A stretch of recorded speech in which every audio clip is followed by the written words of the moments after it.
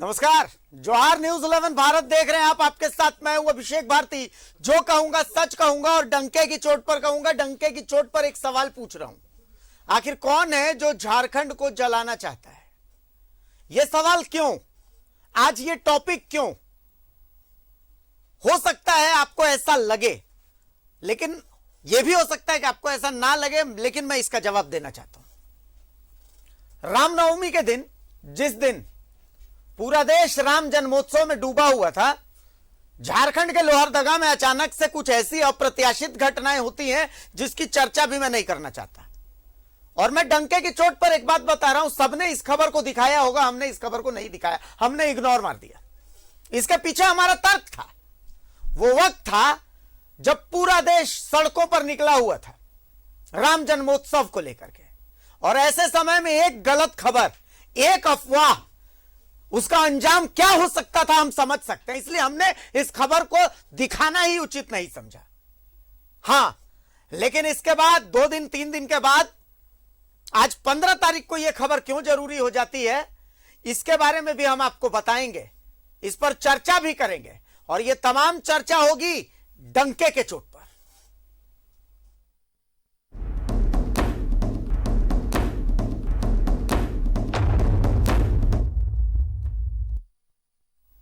हमारे ऑफिस के नीचे एक चाय वाला है, बड़ी शानदार चाय बनाता है, नाम है मनोज। हुआ यूं कि मनोज की चाय दुकान के ठीक सामने रमजान की बाइक दुकान है। वो बेचारा बाइक बनाता है। मनोज और रमजान दोनों बहुत अच्छे दोस्त हैं, अच्छे से बातचीत भी होती है। आज चाय पीते पीते लेफ्ट साइड में रमजान थे, राइट साइड में मनोज थे। मनोज चाय बना रहे थे, रमजान चाय पी रहे थे, और उन्हीं बीच में ये भाईजान भी चाय पी रहे थे। चाय पीते पीते चर्चा हुई कि देश में चल क्या रहा है। आज तक जो रमजान और मनोज दोस्त थे, आज हिंदू और मुसलमान होने लगे। फिर समझ में आया कि असल में एक जहर है जिसकी खेती हो रही है। फिर समझ में आया कि जहर की खेती तो हो रही है, लेकिन इस जहर की खेती में खाद कौन डाल रहा है। थोड़ा सा पढ़ा इंटरनेट पे तो समझ में आया कि पत्थर फेंकने वाली सलमा अगर दोषी है, तो मस्जिद के ऊपर भगवा झंडा लगाने वाला कान्हा भी तो दोषी है, कन्हैया भी तो दोषी है। दोष तो दोनों तरफ बराबर है। सबसे पहले लोहरदगा की जो घटनाक्रम है, आज उसको लेकर के हमने एक छोटी सी रिपोर्ट तैयार की है। वहां के एसडीओ को एक बार सुनिएगा, आपको उनको सुनना चाहिए। और उसके बाद फिर सवाल यह है कि झारखंड को कौन जलाना चाहता है, उसी सवाल का जवाब ढूंढने की कोशिश करेंगे। एक बार रिपोर्ट दिखा दीजिए। है कौन मरा, ये किसका लहू है, कौन मरा, तेरे पर मुल्क को कौन बता, ये किसका लहू है, कौन मरा। कौन झारखंड को जलाना चाहता है? कौन अमन का दुश्मन है? कौन हिंसा फैलाना चाहता है? कौन लोहरदगा जलाना चाहता है?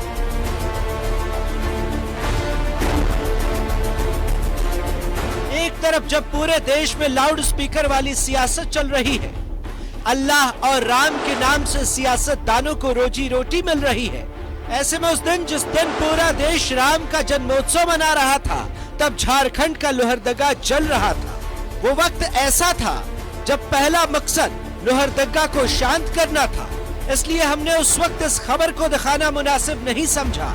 हम गद्दों वाली पत्रकारिता पर विश्वास नहीं रखते, लेकिन अब इस मामले पर चर्चा बेहद जरूरी है और आपको लोहरदगा में हुई हिंसा के बाद जांच करने वाले एसडीएम को सुनना चाहिए। सेल्स बड़े इंटेलिजेंट लोग होते हैं और बहुत अनेक रूप लेकर वो समाज में रहते हैं और गड़बड़ी फैलाते हैं। हम लोग पूरी तरह से प्रयास कर रहे हैं, हम लोग बहुत आगे बढ़ चुके हैं और उम्मीद है कि हम लोग ऐसे लोगों की खोज अवश्य कर लेंगे। और इसी क्रम में हमने पूरे लोहरदगा वासियों से अपील की, आज सभी प्रबुद्ध लोग आए थे, कि किसी के बहकावे में न जाएं, रूमर पर विश्वास न करें। हम सभी देशवासी एक हैं। इससे मतलब अपने धार्मिक भावनाओं से ऊपर उठकर लोहरदगा के हित में, झारखंड के हित में, देश के हित में फिर से समरसता लाएं। सभी लोगों ने स्वीकार किया कि कुछ वर्षों पूर्व लोहरदगा में सांप्रदायिक सौहार्द बहुत ही अच्छा था। सब एक साथ मुहर्रम हो, रामनवमी हो, ईद हो, सब साथ मनाते थे, सरहुल हो, कहीं कोई दिक्कत नहीं थी। लेकिन विगत कुछ वर्षों में यहाँ पर कुछ ग्रुप जिनको हम स्लीपर सेल्स कह रहे हैं, वो लोग आए हैं और यहाँ की सद्भावना को खराब करने की कोशिश कर रहे हैं। तो हम लोग उसकी तरफ बढ़ रहे हैं, उनको जल्द ही हम लोग चिन्हित करें। प्रशासन का कहना है कि सांप्रदायिक हिंसा के पीछे स्लीपर सेल का हाथ है। जिला प्रशासन का कहना है कि झारखंड में लंबे समय से स्लीपर सेल सक्रिय है, इसलिए ही हिंसा को लेकर साजिश रची थी। स्लीपर सेल के सदस्य किसी संगठन विशेष के संपर्क में रहते हैं, संगठन के निर्देश पर कार्य को अंजाम देते हैं। लोहरदगा में स्लीपर सेल की गतिविधियां पिछले 2 साल से चल रही हैं। लोहरदगा में स्लीपर सेल पिछले कई महीनों से सक्रिय है। अब जब इतना कुछ है तो फिर मामला गंभीर हो जाता है। अब आपको पूर्व सीएम रघुवर दास को सुनना चाहिए, जिन्हें लोहरदगा के हिरही गांव जाने से प्रशासन ने रोक दिया था। तो लोगों ने बताया वहाँ के जो स्थानीय विधायक है, जो राज्य में मंत्री हैं, उनका संरक्षण ऐसी शक्तियों के साथ है जिसके कारण लोहरदगा में बार बार सांप्रदायिक सौहार्द वातावरण खराब है। इन सब के बीच लोहरदगा में स्थितियां अब भी तनावपूर्ण है। इंटरनेट बंद है। जिले के एसपी अपील कर रहे हैं कि शांति बनाए रखें। हमारा नंबर है 9431706218, उसमें आप कवर कर सकता है। आपका इंफॉर्मेशन गोपनीय रखेगा और कोई भी पब्लिक का ये रिक्वेस्ट है, अफवाह मत फैलाइए और कोई भी छोटी सूचना है तो तुरंत पुलिस को बता दें, जिला प्रशासन को बता दें। हम लोग इस पर बिल्कुल कार्रवाई करेंगे और पब्लिक से यही अपील है, शांति बनाकर रखना है, भाईचारा शांति बनाकर रखकर हम लोग पॉजिटिव वे में हम लोग। मैट्रिक की, इंटर की सभी प्रकार की परीक्षाएं चल रही हैं और मैं समझता हूँ कि यह एक तरह से लोकतंत्र का भी एक बहुत बड़ा हनन है, आज़ादी का। व्यक्ति जिसके कारण बैंकिंग प्रभावित है, बाजार प्रभावित हो गया है, विद्यार्थी प्रभावित है। मैं समझता हूँ कि आम जनमानस इस नेटवर्किंग के बंद हो जाने से काफ़ी लोग प्रभावित हैं। नेटवर्किंग चलनी चाहिए, बंद नहीं होनी चाहिए और मैं इस निर्णय का, सरकार ने जो यह निर्णय लिया है, लोहरदगा उदाहरण है। पूरे देश को ही लगता है बम पर बैठा दिया गया है। समझ ही नहीं आ रहा है किसका एजेंडा है आग लगाने का। पत्थर फेंकना गलत है तो झंडा लगाना भी गलत है। किसी समुदाय को दीवार पर लिखकर डराना गलत है तो धार्मिक जुलूस में किसी समुदाय के लिए गाली गलौज करना भी गलत है। नफरत छोड़िए हुजूर, वरना कुछ नहीं बचेगा। लोहरदगा से गौतम लेनिन के साथ ब्यूरो रिपोर्ट, न्यूज़ 11 भारत। 4 तस्वीरें पिछले कुछ दिनों में नजर आई। पहली तस्वीर नजर आती है कि किसी एक धार्मिक जगह के सामने से जुलूस गुजरता है, फिर आसपास के घरों से पत्थर चलने लगते हैं। पत्थर चलाने वालों की तस्वीरें भी आ जाती हैं। इसका असर यह होता है कि फिर वहां की सरकार बुलडोजर से उन घरों को धंसा देती है जहां से पत्थर चल रहे हैं। दूसरी तस्वीर आती है, एक खास धार्मिक जगह पर दूसरे धार्मिक धर्म को दिखाता हुआ एक झंडा लगा दिया जाता है। फिर तीसरी तस्वीर आती है, एक खास जगह से घरों की दीवारों पर लिख दिया जाता है कि भैया इनको यहां से चला जाना चाहिए। और फिर एक और तस्वीर आती है, एक और तस्वीर आती है।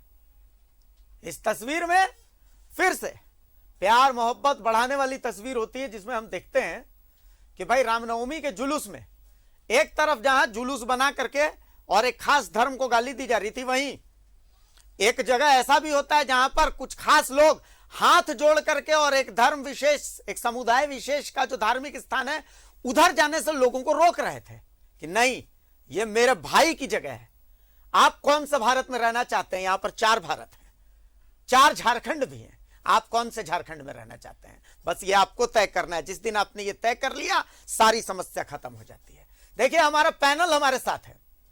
हमारे साथ भारतीय जनता पार्टी के प्रदेश प्रवक्ता प्रतुल शाहदेव हैं। हमारे साथ कांग्रेस से ताल्लुक रखने वाले शमशेर आलम साहब हैं। हमारे साथ पूर्व आईपीएस अरुण उरांव साहब हैं। हमारे साथ मेरे सहयोगी मोहम्मद इमरान भी मौजूद है। सबसे पहले मैं प्रतुल जी के पास भी आऊंगा, शमशेर जी के पास भी आऊंगा, लेकिन सबसे पहले मैं अरुण उरांव साहब के पास आ रहा हूं। अरुण जी, एक स्लीपर सेल जो जांच रिपोर्ट में सामने आ रहा है कि लोहरदगा की जो हिंसा है उसके पीछे स्लीपर सेल नामक तत्वों की बात सामने आ रही है। चलिए, स्लीपर सेल एक ऐसी चीज है जो रात भर में तैयार नहीं हो सकता, एक बहुत लंबा प्रोसेस होता है, तब जाकर के किसी एरिया में स्लीपर सेल अपनी जड़ें मजबूत करते हैं। अब क्या यह पॉसिबल है कि मतलब प्रशासन को पता भी ना चला हो और एक इतनी लंबी साजिश वो तैयार हो गई है? चूंकि दो बातें हैं, पहला, लोहरदगा में हिरही गांव में जो हिंसा हुई वो प्रशासन का फेलियर है, या फिर एक बहुत बड़ी घटना, एक बहुत बड़ी वारदात की तैयारी थी और प्रशासन की सफलता है कि सिर्फ इतने में ही इसको रोक दिया गया। अरुण उरांव साहब, इसको कैसे देखते हैं? अभिषेक जी नमस्कार। जब हम लोगों ने नौकरी ज्वाइन किया था पुलिस सर्विस की, तो उन दिनों हम लोगों के लिए सबसे बड़ी चुनौती होती थी सांप्रदायिक दंगे, और उसको रोकने के लिए पहले तो आपके पास इमीडिएट आपको एक्ट करना जरूरी होता है, और दूसरा सख्ती का उपयोग करना बहुत जरूरी है, तभी कंट्रोल हो पाता है। ये टेररिज्म और नक्सलिज्म तो बात की बात है। रही लोहरदगा की बात, अखबार के कतरनों में ही मैंने देखा था कि एक डीएसपी जो स्पेशल ब्रांच के थे, लोहरदगा में पदस्थापित थे, और उनकी जिम्मेदारी भी है, उन्होंने कुछ सूचना सरकार को, झारखंड राज्य सरकार को प्रेषित किया था, जिसमें उन्होंने स्लीपर सेल के बारे में जिक्र किया था। उन्होंने जिक्र किया था रोहिंग्या और बांग्लादेशियों की बड़ी संख्या में लोहरदगा और उसके आसपास आने की और स्थानीयों द्वारा उनको प्रश्रय देने की। ये जो स्लीपर सेल की, अभिषेक जी आप बात कर रहे हैं, पंजाब में भी नौकरी मैंने किया है। आप जानते हैं और हमारे दर्शक भी जानते हैं कि स्लीपर सेल वो होते हैं जो सोने वाले सेल नहीं, एक ऐसा ग्रुप लोगों का जो बिल्कुल अनैतिक और इलीगल कार्यों में संलिप्त होते हैं और अपने काम का अंजाम बहुत सातिराना तरीका से देते हैं बगैर किसी के जानकारी में आए। लेकिन स्पेशल ब्रांच के डीएसपी के नॉलेज में ये बात आ गई थी और उन्होंने इस बात को भेजा था राज्य सरकार को। उसके बाद क्या कार्रवाई हुई? क्या कोई पुख्ता कार्रवाई हुई? कोई गिरफ्तारी हुई? कोई ऐसा कोई स्लीपर सेल बस्ट हुआ वहां? ये मायने रखता है, क्योंकि जो मैंने एसडीओ की ब्रीफिंग सुनी, अभी जो आपने दिखाया वो तो सुन नहीं पाया। एसडीओ ने अपने ब्रीफिंग में भी स्लीपर सेल का जिक्र किया है। अगर स्थानीय प्रशासन इस बात को एडमिट कर रहा है कि हाँ वहां स्लीपर सेल एक्टिव था और उनका रोल रहा है ये जो दंगा हुआ हिरही में, लोहरदगा के आसपास, तो उसमें प्रशासन क्यों नहीं एक्ट किया? पहले डीएसपी के स्पेशल ब्रांच की रिपोर्ट पे, और जब एसडीओ साहब जब कह रहे हैं कि स्लीपर सेल एक्टिव था, तो स्टेट की पुलिस और उस लोहरदगा की पुलिस ने क्या एक्ट किया, ये जानने का हम लोग हक रखते हैं। बहुत लॉजिकल बात बोली, बहुत लॉजिकल बात बोली आपने। शमशेर साहब भी हमारे साथ है। शमशेर जी, आपसे मैं ये सवाल दोनों तर्ज पे पूछ रहा हूं। आप सत्ताधारी दल जो है, वहां के जो मौजूदा विधायक हैं, जो अभी राज्य में मंत्री भी हैं, खाद्य आपूर्ति मंत्री, वित्त मंत्री सब हैं, आप उस दल के प्रतिनिधि भी हैं और आप देश का एक मुसलमान भी हैं, एक मतलब उस पूरे कौम को आप जो है अभी यहां पर जो है आप उनके प्रतिनिधि के तर्ज पे हैं, ठीक है? क्या लगता है आपको लोहरदगा की घटना में जो ये रिपोर्ट आ रही है, इसको आप किस तर्ज पे देखते हैं? दोनों एंगल से बताइएगा। एक मुस्लिम होने के नाते भी आप इसको कैसे देख रहे हैं, और एक कांग्रेस के प्रवक्ता जो सत्ताधारी दल है उसके प्रवक्ता के तर्ज पे भी कैसे देख रहे हैं? देखिए, लोहरदगा में जिस दिन घटना घटी, चूंकि हम लोग झारखंड की राजनीति करते हैं, राष्ट्रीय दल के प्रतिनिधि हैं, तो उस दिन भी हम लोगों को कई दूराभास पर कई सूचनाएं आई और सूचनाओं का आदान प्रदान होता रहा। और हमारे माननीय मंत्री रामेश्वर उरांव जी खुद उस दिन वहां पूरे लोहरदगा में मुस्तैद रहे दिन भर।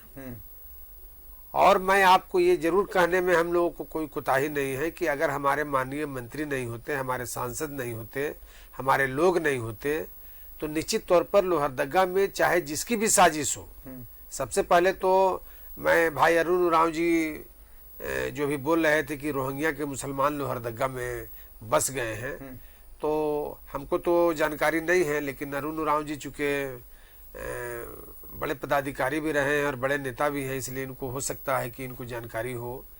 और रोहिंग्या के मुसलमान लोहरदगा में बस जाते हैं और पूर्व में कोई तो नहीं है कि आज और कल बस गए हैं, कहीं ना कहीं बसे होंगे।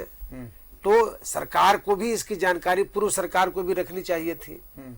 और जहां तक बात है तो स्लीपर सेल के बारे में जो माननीय एसडीओ हमारे जो हैं वहाँ अनुमंडल पदाधिकारी जो उन्होंने कहा, किस संदर्भ में कहा है, किसको ये टारगेट करके कहा है, कौन से लोग हैं, स्लीपर सेल के कोई भी हो सकते हैं, ये तो नहीं है कि कोई विशेष, मैं भी कोई भी हो सकता हाँ कोई भी हो सकता है। लेकिन जो भी झारखंड में इस तरह की घटनाएं हो रही हैं, ये झारखंड के भविष्य के लिए अच्छी नहीं है। और एक बात और बोलता हूं भारती जी कि जब से गठबंधन की सरकार बनी है, कई बार एक पार्टी विशेष के द्वारा, मैं नाम नहीं लेना चाहता हूं पार्टी का, लेकिन एक पार्टी विशेष के द्वारा हमेशा, चाहे वो कोडरमा हो, चाहे लोहरदगा हो, चाहे रामगढ़ की स्थिति हो, खूंटी हो गया, ये इन सब जगहों पर हमेशा कहीं न कहीं किसी न किसी में एक खास विशेष पार्टी के लोग ये चाहते हैं कि झारखंड को सांप्रदायिकता की आग में झोंक दिया जाए। लेकिन मैं तारीफ करता हूँ, खास लोगों को बचा तो नहीं रही है ना। नहीं, मैं जो कह रहा हूँ सुनिए ना, लेकिन हम अपने गठबंधन के माननीय मुख्यमंत्री हेमंत सोरेन जी और हेमंत सोरेन जी के जो क्रियाकलाप हैं उसको जब आप देखेंगे तो हम लोगों ने कई दंगों पर काबू पाने का काम किया है। और उसमें हम लोगों ने कभी, रुपेश पांडे को तो आप लोग इंसाफ दिला नहीं पाए, रुपेश पांडे प्रधान को आप लोग इंसाफ नहीं, रुपेश पांडे को कैसे इंसाफ नहीं मिला? रुपेश पांडे के जो मुजरिम थे वो जेल के सलाखों में है। आज तक तो आप लोग ये नहीं बता पाए कि रुपेश पांडे की हत्या क्यों हुई। आप बड़ा बड़ा बात कर रहे हैं। नहीं, बड़ा बात नहीं कर रहे हैं भारती जी ना। अरे आप वैसे सवाल करिएगा तो 24, सुनिए, रुपेश पांडे की जो घटना हुई वैसी घटना 24 घटना हो चुकी है झारखंड में, 24 वैसी घटना 24 हुई है। लेकिन इसमें तत्काल हत्यारे को जेल भेजा गया, जेल में कैद है और साथ ही साथ ये बता दीजिए मुआवजा के रूप में पैसे मिले। 2 महीना हो गया, 3 महीना हो गया, नौकरी मिला। रुपेश पांडे की हत्या क्यों हुई? आपको लाइव चैनल में आप बता दीजिए, नेशनल चैनल में। रुपेश, आपकी सरकार मान जाऊंगा मैं, आपकी बात में बात मिलाऊंगा। रुपेश पांडे की हत्या क्यों हुई? कोई हम जांच एजेंसी नहीं है, ये आपको पता करना चाहिए जांच एजेंसी से कि क्या कारण था, नहीं था। लेकिन जो समाचार पत्रों के माध्यम से, आपके माध्यम से या ये के माध्यम से तो जो पता चला तो ये कोई ये तो नहीं था कि प्लान्ड वे में कोई चीज हुआ है।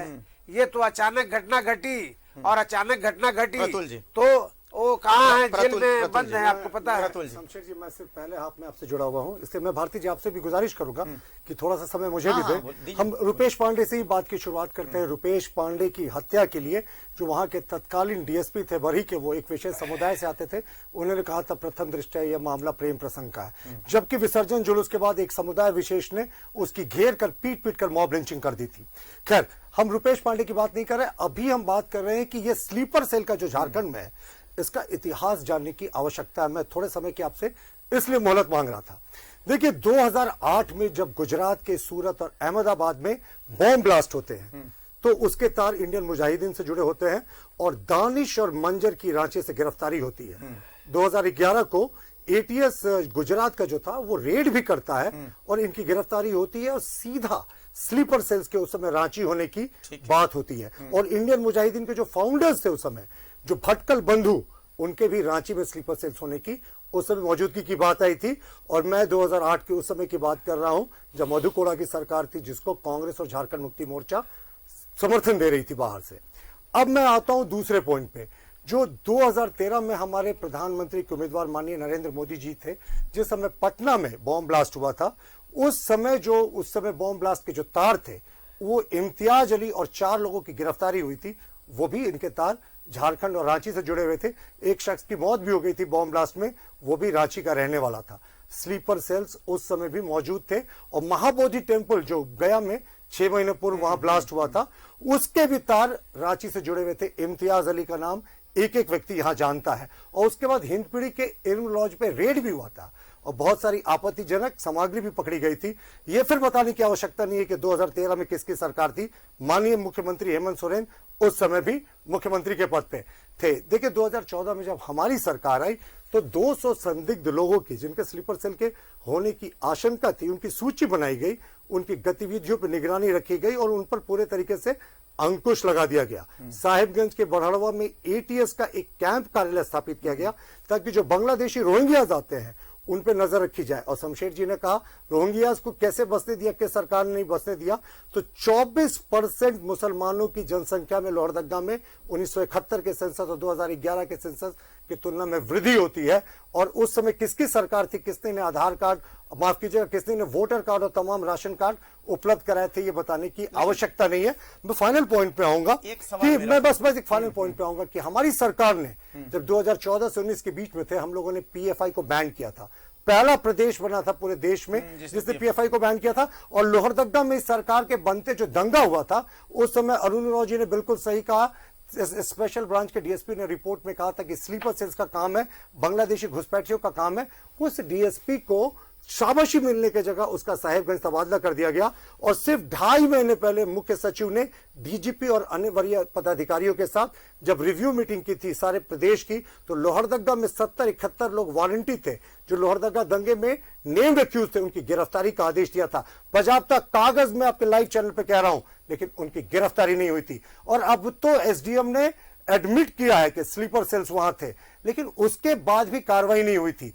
तो ऐसा कैसे होता है कि जब भी हेमंत सोरेन की सरकार होती है, कांग्रेस की सरकार होती है, झारखंड मुक्ति मोर्चा की सरकार होती है, तो ये राष्ट्र विरोधी तत्व जो है वो सक्रिय हो जाते हैं। और हमारी सरकार में ये दुम दबा के बैठे रहते हैं, इनकी हिम्मत नहीं होती है। यही नजरिए का फर्क होता है। ये कहीं ना कहीं राष्ट्र विरोधी तत्वों को, राष्ट्र विरोधी शक्तियों को प्रश्रय देने वाले। एक सवाल प्रफुल्ल जी, ऐसी घटनाएं जैसे लोहरदगा में जो हुआ, खरगोन में जो हुआ, जो भी है, पहले क्या होता था 2014 से पहले, मैं पर्सनल एक्सपीरियंस बता रहा हूं, 2014 से पहले सरकार की कोशिश होती थी कि इन घटनाओं की खबर कहीं ना फैले, इन घटनाओं को दबा दिया जाए, क्योंकि ये जहां जहां फैलेगी इसकी खबर वहां वहां हिंसा को बढ़ोतरी मिलेगी। अब 2014 के बाद एक ट्रेंड सा ऐसा लग रहा है, जहां जहां खास करके मैं देख रहा हूं कि बीजेपी की जहां पर सरकार है वहां पर, कि ऐसी घटनाओं को दबाने की जगह, ऐसी घटनाओं को रोकने की जगह इनको और प्रचारित किया जाता है कि यहां पर हमने ऐसी घटनाओं को कुचलने का काम किया। मतलब ऐसी घटनाओं को रोकना नहीं, ऐसी घटनाओं को कुचलना, दोनों के बीच का डिफरेंस है। रोकना अलग चीज है, कुचलना अलग चीज है, ऐसा प्रतीत होता है। जैसे लोहरदगा की ही बात है, लोहरदगा की बात है कि अभी सरकार की तरफ से गाइडलाइन है कि भाई भड़काऊ खबरें नहीं दिखाएंगे, ये नहीं होगा। लेकिन जहां पर बीजेपी की सरकार है खरगोन, वहां पर सरकार की तरफ से और बुलडोजर चलाया जा रहा है कि भैया ऐसी घटनाओं को, और बाकी जो जगह है जहां पर ऐसी घटनाएं नहीं हुई वहां पर माहौल गर्म हो जाए, इसको डिबेट को लेकर के। प्रतुल जी क्या इस तरीके की? मैंने 2008 का उदाहरण दे दिया, 2013 का उदाहरण दे दिया, 2020 का उदाहरण दे दिया। इस समय हेमंत सोरेन जी की सरकार थी, कांग्रेस की सरकार थी, जब इन राष्ट्र विरोधी तत्वों ने सर उठाया था। और साहब, अगर कोई सरकार इन राष्ट्र विरोधी तत्वों को, राष्ट्र की अखंडता पर प्रश्न चिन्ह करने वाले तत्वों को अगर बुलडोजर से कुचलने की ताकत नहीं रहती है, तो लानत है ऐसे सरकार पे। हम जहां भी ऐसे राष्ट्र विरोधी तत्वों का हमारे सामना होगा, तो हम जरूर ऐसी ताकतों को बुलडोजर से कुचलेंगे। ऐसे सांप्रदायिक शक्तियों को जो देश को धर्म के आधार पर बांटना चाहे, जो देश को सांप्रदायिक आग में झोंकना चाहे, हम ऐसा कभी नहीं होने देंगे। जो कठोर से कठोर कदम होगा वो पेश करेंगे। शमशेर जी, मैंने कहा ना, मैं पहले हाथ में हूं, इसलिए आप मुझे सुन लें। ऐसी शक्तियों को, शमशेर जी को भी हिम्मत होनी चाहिए कि लोहरदगा में अगर गलतियां हुई हैं, प्रशासन का फेलियर है। साहब, एसडीओ की क्या गलती थी? उसने तो सिर्फ एडमिट किया कि यहां स्लीपर सेल थे। उसके बाद से एसडीओ को क्या क्या हुआ आप पता कर ले। वहां के स्थानीय रिपोर्टर से एसडीएम अपनी बात से भागते फिर रहे हैं, मीडिया के सामने आने से बच रहे हैं। अभी हमने फोन लगाया, उन्होंने फोन पर कुछ बोलना मुनासिब नहीं समझा। जितने यहाँ के चीफ मिनिस्टर कार्यालय से लेकर तमाम, उन पर दबाव हो रहा है कि भाई आपने स्लीपर सेल की बात क्यों कह दी? क्यों? किसी ने अगर राष्ट्र विरोधी तत्वों के बारे में बोलने का साहस दिखाया तो आप उनको ऐसे प्रताड़ित करेंगे? ये इनके सरकार और हमारे सरकार में डिफरेंस है। हमारे सरकार में ऐसे राष्ट्र विरोधी तत्वों को हम बुलडोजर से कुचले हैं और कुचलेंगे। ऐसे अधिकारी जो सामने आकर सच बोलने का साहस करते हैं, उन्हें पुरस्कृत करेंगे। लेकिन इन्होंने क्या किया? स्पेशल ब्रांच के जिस डीएसपी ने अलर्ट जारी किया था कि रोहिंग्याज ने 2020 के लोहरदगा दंगों को भड़काया था, उसका इन्होंने साहिबगंज ट्रांसफर कर दिया। शमशेर जी, प्रतुल भाई पूरा डेट वाइज, डाटा वाइज सरकार वाइज सारी बात शमशेर जी किसकी सरकार कब थी वो भी मैंने बताया। आप एक इंसिडेंट बताएं कि आपने इन राष्ट्र विरोधी तत्वों को, जब भारतीय जनता पार्टी की सरकार हो तब इन्होंने अपना फंड उठाया हो, हमने इनका फंड कुचला है। लेकिन जब आपकी सरकारें रहती हैं तो ये राष्ट्र विरोधी तत्व, दानिश, ये इम्तियाज अली, ये मंजर, ये कैसे एक्टिव हो जाते हैं? कहीं ना कहीं इन्हें एक मैसेज होता है कि आपकी तुष्टिकरण करने वाली सरकार है और इन राष्ट्र विरोधी तत्वों का कुछ नहीं बिगड़ने वाला। आप एक भी डेटा दें कि हमारी सरकार में इन स्लीपर सेल्स को, इंडियन मुजाहिदीन के लिंक वाले लोगों को प्रश्रय मिला हो। पीएफआई को बैन करने की ताकत सबसे पहले हमारी भारतीय जनता पार्टी की सरकार थी। मैं तो आपको लाइव डिबेट पे चैलेंज करता हूं, एक उदाहरण दे कि हमारी सरकार में किसी ने भी फंड उठाया हो। मैंने आपको दर्जनों उदाहरण दे दिए, दर्जनों नाम बता दिए, उदाहरण बता दिया हिंद पीढ़ी का। जब नहीं आपके पास जवाब हो तो ना, आप सिर्फ एक उदाहरण दे जब ऐसे राष्ट्रीय तत्वों को आप लोगों ने कुचलने का काम किया हो। शमशेर भाई, हिंदपीढ़ी के जिस इमरान लॉज की बात कर रहे हैं, ठीक है, नहीं साथ साथ दानिश सुनिए की बात कर नहीं, आप पहले सुनिए, पहले अरे बात सुनिए, दानिश मंजर की बात कर रहे हैं, जी बात सुनिए, की बात कर रहे हैं, कराते क्यों ऐसा दानिश और मंजर का कराता है? स्लीपर सेल का जो बात किया है, हो सकता है कि आरएसएस का स्लीपर सेल हो, अरे हो सकता है कि आरएसएस का स्लीपर सेल हो सकता है कि आरएसएस का स्लीपर सेल हो, आरएसएस का स्लीपर सेल हो सकता है, आरएसएस का स्लीपर सेल हो सकता है। आपको साफ सुन जाता और है, आप बात भाषण दे रहे हैं, अरे सच्चाई बात बोलिए, उदाहरण के साथ सच्चाई बात बोलिए। बार बार लोहरदगा का पर एक्सपेरिमेंट क्या होता है? बार बार लोहरदगा का पर एक्सपेरिमेंट क्या होता है? इतिहास किस धर्म का था? स्लीपर सेल में आप का कोई धर्म नहीं होता। आप जिसको गाली देना है दीजिए, लेकिन इस बात को भी आप इनकार नहीं कर सकते कि पूरे झारखंड को आरएसएस के लोग लगे हुए हैं। अच्छा एक बार जनता के आग में झोंकने के लिए, चलिए, और हमारा मुख्यमंत्री आप पे लाख कुछ के बाद अरुण उरांव साहब, मैं एक बार अरुण जी से, एक बार मैं अरुण जी के पास आ रहा हूं। अरुण उरांव साहब, दोनों बातें आपने सुनी, शमशेर आलम साहब की भी बात हालांकि थोड़ी कम सुनी, और प्रतुल शाहदेव साहब की बात आपने सुनी, तमाम चीजें सुनी। अब थोड़ा सा एक बात बताइए, किस हद तक, चूंकि आप तो इसके जानकार हैं, किस हद तक सरकार को जवाबदेह इसमें माना जाना चाहिए?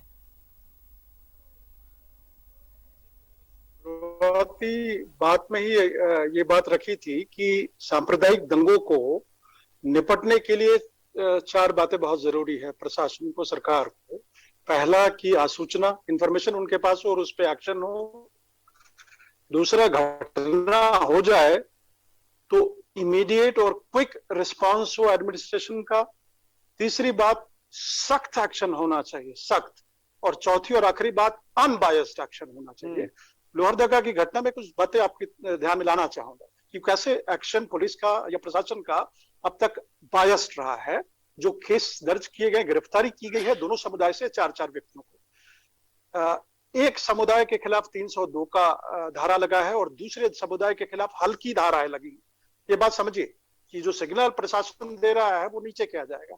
दूसरी बात, लोहरदगा के पास एक जगह है, अर्रू पास में ही है, वहां कुछ दिनों पहले मंदिर के पुजारी को गांव के कुछ युवक ने, दूसरे समुदाय के युवक ने आके धमकी दी और बोला आपके यहाँ भजन कीर्तन बंद करो। आप उसको बंद करना पड़ा। तीसरी बात, जो इंजर्ड हुए हैं वो दोनों समुदाय से हुए हैं। जो मौत हुई है उस शख्स की हुई है जो हिरही का था ही नहीं, बेचारा वो बोदा गांव का था, वो किसी काम से निकला था, वो मारा गया। तो आप देख रहे हैं ना, ऐसे स्थितियों में मरते वो हैं, घायल वो होते हैं जो इसमें डायरेक्टली इन्वॉल्व नहीं होते। इसीलिए प्रशासन का और सरकार का एक्शन अनबायस्ड होना चाहिए। मैं एक और तरफ बात लाना चाह रहा हूं, कोई इस तरह की घटना अचानक नहीं होती है कि भाई शोभा यात्रा निकला, पत्थरबाजी हुई और फिर इतनी आगजनी और फिर इतना हिंसा हो जाए, ऐसा होता नहीं। उसके पीछे कहीं आग सुलगती रहती है। एक आग की तरफ ध्यान आपका मैं दिला रहा हूं। हम लोग आदिवासियों के जमीन के कब्जे की बात सिर्फ रांची और राजधानी के बारे में जानते हैं। क्या आपको पता है लोहरदगा, गुमला, सिसई के इलाके में, ग्रामीण इलाकों में किस तरह से आदिवासियों की जमीन पे कब्जा हो रहा है? किस तरह से सीएनटी एक्ट का उल्लंघन करने के लिए आदिवासी महिलाओं का इस्तेमाल हो रहा है, उनको जबरन, उनको रखैल की तरह रखा जा रहा है, और उनका इस्तेमाल सिर्फ जमीन कब्जे के लिए नहीं, राजनीतिक चुनाव में खड़े होने के लिए भी किया जा रहा है। ये सरकार के नोटिस में है, मैं जानता हूं। अगर इस पे भी आप रोक नहीं लगाइएगा तो फिर मैं आपके पास आऊंगा। 30 सेकंड है, बोलिए, जल्दी से बोल दीजिए, कुछ कहना चाह रहे हैं। देखिए, मैं शमशेर जी से बैठकर सिर्फ 2 सवालों बहुत के जवाब इंपॉर्टेंट जानना- चूंकि पॉइंट बताया अरुण उरांव। बिल्कुल, मैं शमशेर जी से सिर्फ 2 प्रश्नों के जवाब चाहना चाहता हूं, बहुत विनम्रता पूर्वक। पहला कि जब मुख्य सचिव और डीजीपी ने रिव्यू मीटिंग में लोहरदगा में 71-72 जो वारंटी थे, जो 2020 के दंगों में जो नामदर्ज अक्यूज थे, उनकी गिरफ्तारी का रिटन आदेश दिया था, उसके बाद उनकी गिरफ्तारी क्यों नहीं हुई? और जब स्पेशल ब्रांच का स्पेसिफिक अलर्ट था कि लोहरदगा में सांप्रदायिक हिस्सा फैलाई जाएगी, तो ये सरकार चुप क्यों रही? क्या ये सरकार सिर्फ तुष्टिकरण की राजनीति के तहत एक विशेष सवाल किए तो प्रश्रय देती है? सवाल का जवाब भी यही देंगे, सवाल भी यही करेंगे, जवाब जल्दी से जवाब दो शमशेर जी, जवाब मुझे ब्रेक पर जवाब ये है, जल्दी से शमशेर भाई। घटना घटती है तो जांच होता है और जांच पुलिस करता है। एक अरुण जी आप हमारे साथ बने रहेंगे, अरुण जी हमारे साथ बने रहेंगे, शमशेर जी हमारे साथ बने रहेंगे, शमशेर जी हमारे साथ बने रहेंगे और शमशेर जी हमारे साथ बने रहेंगे। बस थोड़ी देर की बात है और एक छोटे से ब्रेक के लिए हम रुक रहे हैं, एक छोटा सा ब्रेक हम लेंगे, एक छोटा सा ब्रेक, और हम स्वागत करते हैं। चर्चा बहुत महत्वपूर्ण है, लेकिन हम इस चर्चा में आगे बढ़े उससे पहले राज्य के कुछ मंत्रियों का बयान हम आपको सुनाना चाहते हैं, जो उन्होंने लोहरदगा हिंसा के बाद दिए, चाहे वो रामेश्वर उरांव हो, चाहे वो पेयजल स्वच्छता मंत्री मिथिलेश ठाकुर हो, चाहे वो राज्य के शिक्षा मंत्री जगन्नाथ महतो। एक बार सुन लीजिए उनके बयानों को। वो बतावे तो इतना ही जानकारी उनको हो गई है। आदरणीय रघुवर दास जी को नाम लेके बोलना पड़ेगा, ऐसे परहेज करता हूँ किसी का नाम लेने में हम, लेकिन हम पूछेंगे किसने प्रायोजित किया, ये तो बता दें। हरेगी CNT SPT एक्ट में संशोधन ला के पूरा राज्य उद्वेलित कर दिया, जो व्यक्ति है ना, पूरा राज्य को उद्वेलित कर दिया। वो क्या बोलेंगे? मैं रामनवमी के दिन वहीं था और फिर एक दिन छोड़ के, चूँकि टेंशन चल रहा था कैरो में और सेन्हा में, तो वैसे समय में पदाधिकारियों को जाकर के कठिनाई में डालना या उलझन में डालना उचित नहीं समझ। क्या कोई लॉ कहता है कि कहीं के किसी घर से पत्थर चला उस घर को गिरा दीजिए? कोई लॉ है ऐसा? क्या बता दीजिए हमको। अब क्यों तारीफ, हमको क्यों ऐसे लोगों को हम तारीफ करना चाहेंगे? ये जांच का विषय है, जांच हो रहा है। कोई जानबूझ के मरना चाहता है क्या? चाहे हिंदू चाहे मुस्लिम हो, कोई मरना नहीं चाहता है। घटना हो गया, दूसरी बार घटना हुई, घटना के बाद अगर रघुवर दास गए तो क्या करें? रघुवर दास जी का, रघुवर दास के काम में क्या है? अब तो कुछ बेरोजगार हैं, रोजगार चाहिए ना। कहाँ बुलडोजर चल रहा है? तो मध्य प्रदेश के बाद यहाँ क्या पूछ रहे हैं? कानून काम करेगा। जो घटना हुआ है, जो दोषी पाए जाएंगे कानून काम करेगा। तो भाई जो दोषी पाए जाएंगे कानून काम करेगा। देखिए सहयोगी इमरान हमारे साथ जुड़े हुए हैं, हमारे साथ कांग्रेस से शमशेर आलम साहब जुड़े हुए हैं और हमारे साथ अरुण उरांव साहब भी जुड़े हुए हैं, पूर्व IPS हैं। मैं एक बार इमरान के पास आ रहा हूं। इमरान, इस घटना को बहुत करीब से हम लोगों ने देखा। हम लोगों ने उस समय खबर इसलिए नहीं चलाई कि भैया सीधी सी बात है, गिद्धों वाले पत्रकार हम हैं नहीं, मांस नोचने का हमें कोई शौक नहीं है। लेकिन अब इस खबर को इसलिए चलाना है चूंकि इसका सच सामने आना चाहिए। अब जहां तक सवाल उठता है स्लीपर सेल का, किस हद तक सच्चाई लगती है? क्या लगता है कि क्या ये ऐसी घटनाएं स्लीपर सेल प्रायोजित हैं, स्लीपर सेल द्वारा प्लान्ड हैं? इमरान, देखिए अभिषेक, पूरे डिबेट को मैं सभी को सुन रहा था और कई चीजें जो थी वो सभी लोगों ने अपने अपने तरीके से रखे। जैसे प्रत्युष सहदेव ने जो बातें कही कि मंजर इमाम और दानिश अहमदाबाद ब्लास्ट में दोषी पाए गए, उनको अपडेट कर देना चाहते हैं कि मंजर इमाम को कोर्ट ने रिहा कर दिया है सबूत के अभाव में। अहमदाबाद ब्लास्ट से केस के सिलसिले में पिछले दिनों NIA के कोर्ट में हुआ था। दूसरी बात जो कि अरुण उरांव जी कह रहे थे कि 2 तरह की कार्रवाई देखने के लिए मिली है, एक कि जिसमें 302 की धाराएं लगी हैं, दूसरा वो जिस पर नॉर्मल लगी है। तो जाहिर सी बात है जिनके यहाँ मर्डर हो जाएगा, जिनके यहाँ हत्याएं हो जाएगी, चाहे जिस कंडीशन में हो, तो वो 302 में ही FIR होती है, 302 में ही कार्रवाई होती है। तो ये सारी चीजें यहाँ चल रही है, सभी लोग अपने अपने तरीके से राजनीति कर रहे हैं। लेकिन इस पूरे मामले को अगर हम देखें, रामनवमी के शुरू होने के बाद से ही लगातार स्पेशल ब्रांच की अलर्ट की बात कर रहे हैं हम। स्पेशल ब्रांच की अलर्ट राज्य भर में जारी की गई थी, जिसमें गिरिडीह भी था, हजारीबाग भी थे, रांची भी था, रामगढ़ भी था, लोहरदगा भी था। इन तमाम जगहों में थे स्पेशल ब्रांच के अलर्ट, जहां पर सांप्रदायिक दंगे होने की आशंका जाहिर की जा रही थी। इसके मद्देनजर झारखंड पुलिस ने क्या कुछ किया, राज्य भर में अपने बड़े अधिकारियों को, जितने IPS है जो कि कार्यालय में बैठ के अपने कामकाज को अंजाम दिया करते थे, लेकिन वो ऑन फील्ड गए। ऑन फील्ड जाने का अंजाम क्या हुआ, गिरिडीह देख लीजिए, बहुत ज्यादा हद तक वहां पे कुछ आपको देखने के लिए नहीं मिली, जहां पर गिरिडीह हमेशा से जलता रहा है। तो बीच बीच में सांप्रदायिक मामले वहां पे सुनते देखते रहे हैं। हजारीबाग देख लीजिए, कितने सौहार्दपूर्ण वातावरण में रामनवमी पर्व को संपन्न कराया गया। जो DC और SP थे हजारीबाग के, वो खुद ढोल में तलवारबाजी और लोगों के साथ घूमते फिरते नजर आए। मतलब एक अच्छे वातावरण में पर्व त्योहार को संपन्न कराया गया। रांची टॉप में चल रही थी, रांची में भी लगातार अलर्ट थी इस बात को लेकर के कि सांप्रदायिक दंगे हो सकते हैं। सांप्रदायिक दंगों को लेकर के लगातार पैनिक स्थिति भी बन रही थी। इसके बाद रांची में भी अतिरिक्त सुरक्षा बलों की तैनाती की गई, रात के जवानों की तैनाती की गई और कई तरह की सुरक्षा कड़े इंतजाम किए गए। आलम यह हुई कि सांप्रदायिक सौहार्द के बीच रांची का भी समापन किया गया।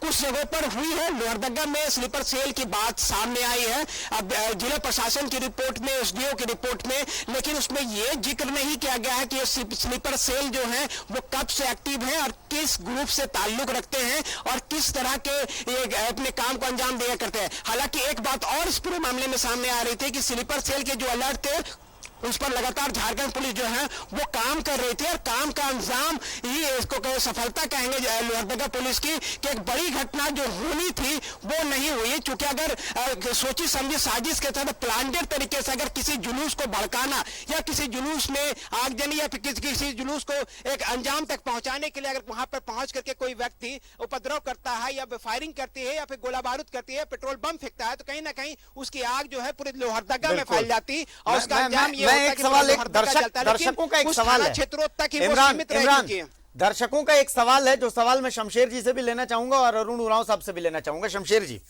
एक सवाल है, दर्शक पूछ रहे हैं, इनका एक सवाल है, ये और यही सवाल बहुत लोगों का है, ये मैं आपसे पूछना चाह रहा हूं चूंकि दोनों तर्ज पे मैं पूछ रहा हूं।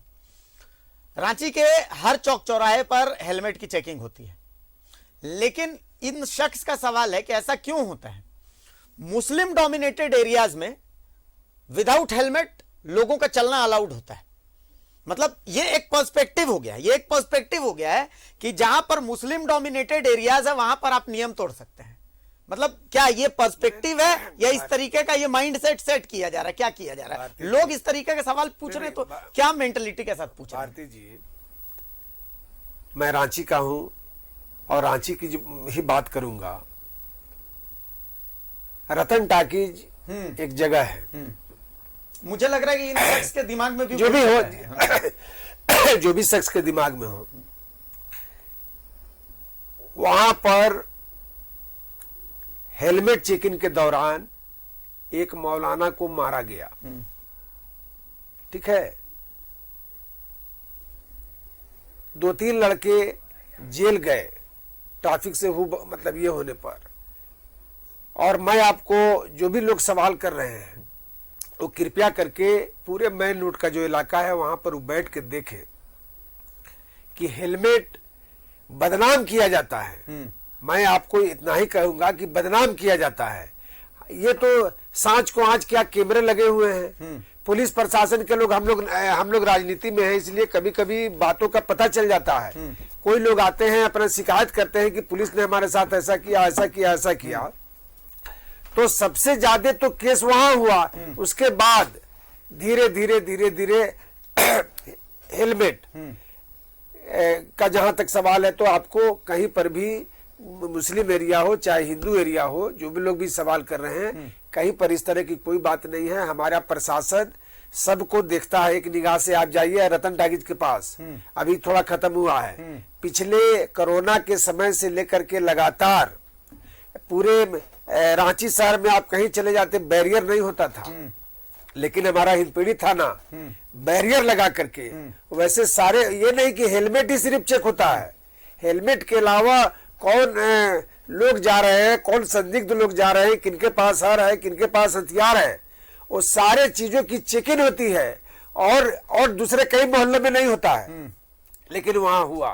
फिर भी लोगों ने, अच्छे लोगों ने स्वागत किया। जब मैं उस तरह का व्यक्ति नहीं हूं तो मैं क्यों विरोध करूंगा। तो जहां 3-3 महीना बैरियर लग जाता है और मुस्लिम नौजवान या मुस्लिम संगठन या मुस्लिम कोई चू से चा नहीं बोलता है, तो हम अच्छे चीजों का स्वीकार करते हैं। परसेप्शन बना दिया गया है, ठीक है। इन परसेप्शन से मैं आपको बता रहा हूं उदाहरण, रामनवमी गुजरा है। रामनवमी में लाखों राम भक्त निकले होंगे, लेकिन सभी राम भक्त तो खराब नहीं होते हैं। लेकिन कुछ लोग 5-10 उसकी संख्या होती है, नगन गिने चुने लोग होते हैं, चाहे वो हिंदू हो चाहे मुस्लिम हो, नगन होते हैं। हर तरफ गिने चुने लोग होते हैं। 1-2 बार हल्की घटना, आप कहीं जा रहे हैं, आप नाराबाजी कर रहे हैं, ये कर रहे हैं, नौजवान है, टकरा गए। हम लोगों ने सारे लोगों को कहा कि गाली भी दे दे, गाली भी दे दे, लेकिन उसके बावजूद भी सुन करके बहरा हो जाना है, चूंकि ये हमारा पर्व है और 2-4 ही लोग होते हैं, बाकी लोग अमन पसंद लोग हैं। और मैं एक उदाहरण और आपको बता देता हूं कि रामनवमी के दिन मलवाड़ी कॉलेज के रोड से भट्टी चौक होते हुए पीपी कंपाउंड सुजाता निकलता है। आप पता करवा लीजिए कि उधर से कोई रूट नहीं है, लेकिन उसके बावजूद भी 10, 12, 15 नौजवान लड़के मोटरसाइकिल से झंडा लगा करके नारा लगाते हुए गए, यानी बीचों बीच हिंद पीढ़ी को चीरते हुए गए। लेकिन मजाल नहीं है कि एक भी आदमी ये पूछा हो कि आप क्यों नारा लगा रहे हो, क्यों ये। तो उस एरिया में जहां जुलूस नहीं जाना है, पूरा जुलूस मेन रोड होकर के जा रहा है, लाखों की संख्या में हमारे मुस्लिम समुदाय स्वागत कर रहे हैं, हमारे हिंदू भक्त, हिंदू भाई हमारे राम जी का जयकारा लगा के जा रहे हैं। लेकिन उसी बीच में अगर मुस्लिम बहुल मोहल्ले से अगर 5-10 की तादाद में इस तरह जाता है कोई, तो अगर हम अमन पसंद नहीं है, हमारे लोग अगर अमन पसंद नहीं है, तो फिर कोई भी घटना घट सकती थी। बिल्कुल। मैं अरुण जी के पास एक बार आ रहा हूं। अरुण जी, सवाल वही आपसे भी है, मतलब एक मेंटलिटी बनी हुई है, लोगों का सवाल सोशल मीडिया पर यही आ रहा है। सोशल मीडिया में यह सवाल कर रहे हैं लोग कि जहां पर मुस्लिम बहुल इलाके होते हैं, उदाहरण दे रहे हैं जैसे कि रांची का हिंदपीढ़ी और उसके इर्द गिर्द में, आप रातू रोड इलाके में चले जाइए, बिना हेलमेट के चले जाएंगे तो उनका कहना है कि पुलिस पकड़ लेती है। लेकिन इन इलाकों में आप धड़ल्ले से देखिएगा, ट्रिपल राइट, नियम कानून वहां पर तोड़ दिए जाते हैं। तो क्या नियम कानून कुछ खास लोगों के लिए, उनके लिए नहीं है? शमशेर जी ने अपना पक्ष उसमें बता दिया है। अरुण होना इसको कैसे देखते हैं? फिर मैं सरोज जी के पास इसी सवाल के साथ आऊंगा। सिख जी, मैंने जिंदगी भर प्रोफेशनल पुलिसिंग किया है और एक प्रोफेशनल पुलिस ऑफिसर की हैसियत से ही अपनी बात रख रहा हूँ जी। अपराधियों की कोई जाति धर्म नहीं। जो लोग इलीगल एक्टिविटीज में इन्वॉल्व होते हैं, उनको जाति और धर्म के चश्मे से देखना बंद करना होगा। दूसरी बात, मैं जो बात कह रहा था पिछली दफा, कितनी सुन पाए आप लोग, कि हिरही आदिवासी बहुल इलाका है, वो गांव में ठीक है, मुस्लिम आबादी काफी बड़ी है, लेकिन जब दंगे होते हैं 2 समुदाय के बीच, तो उसमें जो वहां समुदाय रह रहा है वो शामिल क्यों हुआ? उसके वजह मैं बता रहा था कि आक्रोश है आदिवासियों के जमीन के कब्जे का एक विशेष समुदाय के लोगों के द्वारा, और उनके महिलाओं का मान सम्मान की रक्षा नहीं, उनको रखैल बनाकर। तो ये एक मैं सरकार को, प्रशासन को एक इंफॉर्मेशन दे रहा हूं। इस पे भी अगर आप चेक नहीं करिएगा तो ये इस तरह के ओकेजन, सांप्रदायिक दंगे के जो ओकेजन होते हैं, ये पुराने गुस्से, पुराने इनजस्टिस को उभार के लाता है और फिर इसको, स्थिति को संभालना मुश्किल होता है। इस सिचुएशन को कंट्रोल करना लोहरदगा में जितनी जल्दी हो सके वो बहुत जरूरी है। देखिए, 2 बातें मैं बताता हूँ क्या प्रभाव इसका हुआ है। साहब, नेटवर्क वहां बंद कर दिया गया है प्रशासन के द्वारा। इंटर और उनके और बच्चों के एग्जामिनेशन 26 अप्रैल से शुरू होने वाले हैं, उनकी पढ़ाई पे असर पड़ा है। लोहरदगा में रोज 150 करोड़ का कारोबार होता है, वो मार खा है, वह ट्रांसपोर्टेशन नहीं हो रहा, बिलिंग नहीं हो रहा है। तो ये जितना लंबा खींचेगा वो तो नुकसान किसका होगा? काम आदमी का होगा। और जो बात मैं कह रहा था कि justice should not only be done, it should be seen to be done. तो ये दिखने के लिए, और खासकर जहां दंगा हुआ है उस इलाके में अफवाह न फैले, इसके लिए जरूरी है कि स्थानीय प्रशासन पब्लिक के साथ कांटेक्ट में रहे, कम्युनिकेशन में रहे, उनका रोज बुलेटिन जारी हो। मुझे जो जानकारी है, 2 DIG लोहरदगा में डिप्लॉयड हैं और पता नहीं न जाने कई एसपीज डिप्लॉयड हैं, रेंज डीआईजी हैं, डीआईजी सीआईडी हैं या एसपी डीसी है, वहां पे उनका कम्युनिकेशन रोजाना मीडिया बुलेटिन जारी हो कि क्या एक्शन हुआ, क्या कर रहे हैं। जो ये अफवाह है, इंटरेक्शन बहुत, पब्लिक के साथ प्रशासन का इंटरेक्शन बहुत जरूरी है। सरोज जी, किसी तरह की घटना होती है और कहीं घटना हुई, सबसे पहला जो काम है कि शासन प्रशासन में जो बैठे हुए लोग हैं उनको दिखना चाहिए, आम जनता को दिखना चाहिए कि ये निष्पक्ष काम हो रहा है। शासन प्रशासन में बैठे लोग, सरकार में बैठे लोग किसी के साथ पार्शियलिटी नहीं कर रहे हैं, किसी के साथ भेदभाव नहीं कर रहे हैं। जो गलत है वो गलत है, जो सही है वो सही है, उसको जो है बारीकी से देख रहे हैं और उसी अनुसार न्याय कर रहे हैं। लेकिन जब सरकार और प्रशासन में बैठे हुए लोग जब भेदभाव के आधार पर न्याय करेंगे, भेदभाव के आधार पर मुजरिम और नन मुजरिम को ठहराएंगे कि ये अपराधी है, अपराधी नहीं है, तो फिर ये मामला बढ़ता है। और ये सरकार को इसकी जिम्मेवारी होती है कि जैसे कहा अभी अरुण साहब ने कि न्याय हो तो न्याय दिखना भी चाहिए कि भाई आप जो कह रहे हैं वो दिखना चाहिए। नहीं तो फिर तब क्या है कि जनता में आक्रोश पनपता है कि अगर दो लोग के बीच में कोई अगर घटना हुई है तो किसी को अगर आप एक चश्मे से देख रहे हैं, दूसरे को दूसरे चश्मे से देख रहे हैं, ये सबसे खतरनाक होता है। तब जब आक्रोश उभरता है तब लोग सड़कों पर आते हैं। और ये बात सही है कि सारे लोग गलत नहीं होते हैं, गलत कुछ ही लोग ही होते हैं, लेकिन वो कुछ लोग को भी तो पकड़ना पड़ेगा, प्रशासन को, उनको भी तो ये करना पड़ेगा कि भाई इनको ठीक करे। तो ये सबसे बड़ा दिक्कत है। और ये जो अब हो रहा है कि कहीं ना कहीं न्याय में जो है पहचान करके, व्यक्ति को पहचान करके अपराधी को जो है पहचान, भेदभाव के आधार पर न्याय जो है कार्रवाई हो रही है, इसके कारण और आक्रोश बढ़ रहा है। शमशेर जी, फाइनल कमेंट एक बता देता। नहीं, देखिए हम लोग झारखंडी और झारखंडी समाज, आज जरूरत है इस बात की, चाहे कोई भी हो, किसी भी समुदाय का हो, किसी भी वर्ग का हो, अगर इस तरह के चीजों को अगर प्रोत्साहन देता है, इस तरह के घटना को अंजाम देता है, तो निश्चित तौर पर ये माफ के काबिल नहीं है। लेकिन ये दोनों तरफ नहीं, लेकिन मैं दोनों तरफ मैं तो बोल रहा हूँ, चाहे कोई समुदाय के लोग हों, चाहे कोई भी वर्ग के लोग हों। और सरकार का जहां तक बात है, देखिए घटना घट जाती है, अभी आप जा रहे हैं, कुछ भी हो सकता है, लेकिन सवाल यह है कि सरकार का इतना रोब और खौफ होना चाहिए आज आप, या फिर सरकार का ये जलवा होना चाहिए कि उस पर कंट्रोल कर लिया जाए।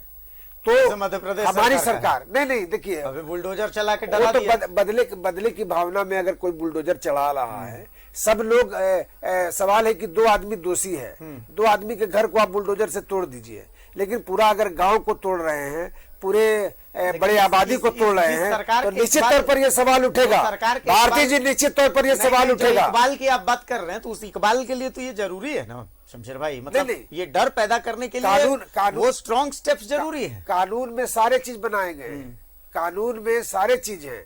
जो दंगाई है, दंगाई पर आप मुकदमा कीजिए, केस कीजिए, कुड़की कीजिए, सारे चीज कीजिए, हम इससे इनकार नहीं कर रहे हैं, लेकिन कानून को ठेगा दिखाते हुए डायरेक्ट हम सबका प्रावधान बना हुआ है कि ये होगा, जांच होगा, फिर वारंट निकलेगा, कोर्ट जाएगा, ये होगा, केस होगा, कुड़की होगा, बुलडोजर चलाइए या जो भी चलाइए, एक ये है। लेकिन आप बिना जाने, बिना समझे, बिना जांच कराए आप किसी के घर में बुलडोजर अगर चला देते हैं तो निश्चित तौर पर ये गलत है और संविधान के खिलाफ है। मैं अभी आपके टीवी चैनल पर मैं बोल रहा हूँ कि सभी कोई दोषी है तो आप कर दिए, सबसे अगर दोषी है, लेकिन होता ये प्रावधान भी है। नहीं, कानून में प्रावधान है ना। हमारे माननीय मंत्री जी ने क्या कहा, बहुत सही बात, कानून में प्रावधान है, लेकिन उस प्रावधान के तहत कहाँ लोहरदगा में आप लोग एक्शन ले रहे हैं, कहाँ गिरफ्तारी हुई है बताइए। लोहरदगा में पिछले बार जब ये हुआ, ठीक है, गिरफ्तारी नहीं हो रही है, कहाँ हो रही है? चार लोग, दोनों समुदाय के लोग। अब आपको ये जानकारी होना चाहिए भारती जी, भले हम लोग यहाँ पर डिबेट कर रहे हैं कि लोहरदगा के हिंदू और मुस्लिम अमन पसंद लोग पर डे बैठक कर रहे हैं वहाँ, और वैसे बाहरी लोगों को रोक रहे हैं जो चाहे वो किसी पार्टी के हो, किसी दल के हो, हम कब नहीं हो, वैसे तमाम लोगों को लोहरदगा से दूर रखा जा रहा है ताकि कि लोग आकर के, बाहरी लोग लोहरदगा में फिर से ना आग लगाने का प्रयास करें। हम तो लोहरदगा वासियों को धन्यवाद देते हैं, हम लोहरदगा के लोगों को इस काम के लिए हम धन्यवाद देते हैं कि आपने आपस में बैठ करके जिस तरह पंचायत होता है, सुलह होता है, उस तरह सारे लोग एक दूसरे के साथ बैठ रहे हैं और कैसे लोहरदगा को बचाया जाए इसको लेकर के चिंतन मंथन हो रही है। सरोज जी, अरे शासन के लोहरदगा के लोग बैठ करके चिंतन मंथन कर रहे हैं, शासन की जिम्मेदारी नहीं है। अगर प्रशासन अगर नहीं, अरे सरोज जी सुनिए ना, हमारे माननीय मंत्री दिन भर थे, हमारे प्रशासन के लोग दिन भर थे, और दिन भर सुनिए ना, दिन भर सारे लोगों ने कंट्रोल किया, रात भर में कैसे कंट्रोल किया। अच्छा है होंगे। मैं एक बात बता रहा हूँ, जब घटना घटी होगी, कोई भी घटना घटती है, देखिए आपका कोई भी घटना घटी उसका शुरुआत किसने किया, फिर आप कह रहे हैं दोनों समुदाय से गिरफ्तारी हुई है, क्यों दोनों समुदाय से? अगर कोई भी, मैं नहीं कह रहा हूं कौन समुदाय, कोई भी जो शुरुआत किया होगा, देखिए दोनों तरफ से एक साथ शुरुआत नहीं होती है, किसी ने शुरुआत किया होगा। मैं कह रहा हूं कोई समुदाय हो, जिसने शुरुआत किया, जिसकी गलती है उसको पकड़िए ना, फिर दोनों का क्या होता है? नहीं, दोनों, अगर आप सुनिए, अगर आप मेरे घर में आइएगा मुझे मारने के लिए और हम अपने बचाव में देखते तो नहीं रहेंगे, तो मैं तो मारूंगा आपको, और जब मारूंगा और आप घायल हो जाए, मैं बच जाऊं, तो आप कहिए मेरा सर फाड़ दिए सरोज सिंह। अरे भाई, घटना स्थल कहां था? गया था कौन किसके घर में मारने के लिए? ठीक है, आप ज्यादा घायल हो गए, सवाल वो नहीं है, सवाल शुरुआत किसने किया। मैं ये नहीं कर रहा हूं, कोई भी समुदाय है तो प्रशासन को उसको चिन्हित करके कार्रवाई करना चाहिए।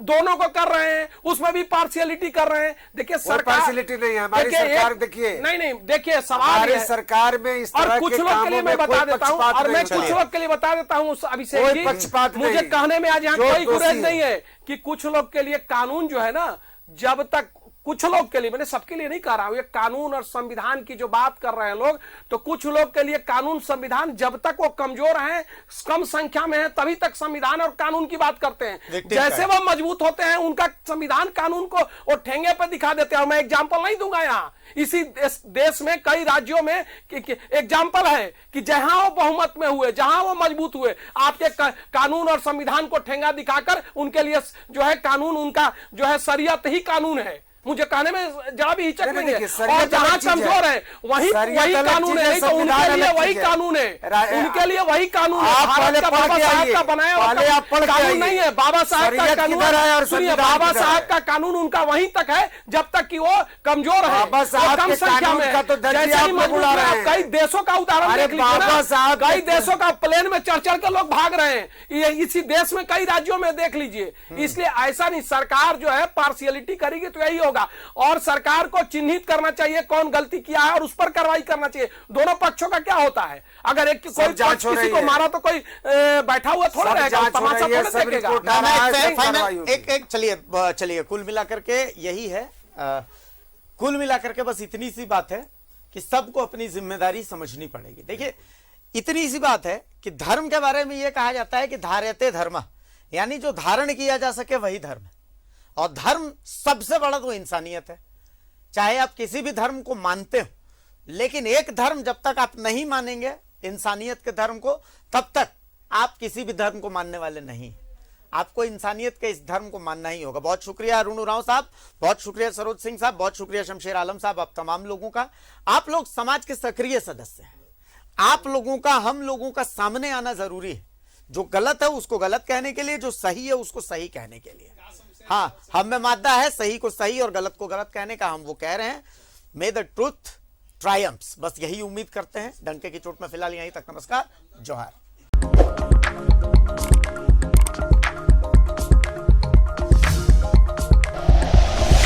Like and share videos, subscribe करें हमारा चैनल और प्रेस करें बेल आइकॉन। News 11 भारत, सच है तो दिखेगा।